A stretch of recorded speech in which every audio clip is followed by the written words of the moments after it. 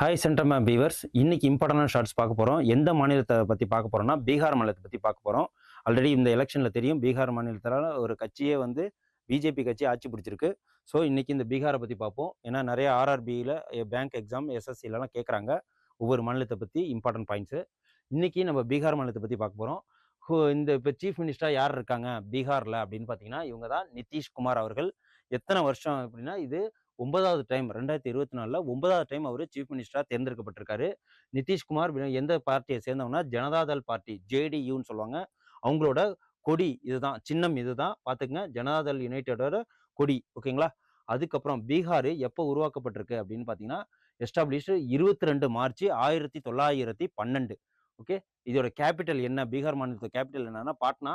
Lok Sabha seat அங்கே எத்தனை இருக்கு அப்படின்னா 40 லோக்சபா சீட்டு, ராஜ்யசபா சீட்டு 16, மொத்தம் அசம்பிளி சீட்டு 243. ஓகேங்களா? இதோட பீகார் மாநிலத்தோட கவர்னர் யார் இருக்காங்க அப்படின்னா, ஆரிஃப் முகமது கான் அப்படிங்கிறவங்க பீகார் மாநிலத்தோட கவர்னராக இருக்காங்க. நோட் பண்ணி வச்சுக்கோங்க. RRB exam, SSC exam and bank எக்ஸாமுக்கு யூஸ்ஃபுல்லாக இருக்கும். நன்றி, வணக்கம்.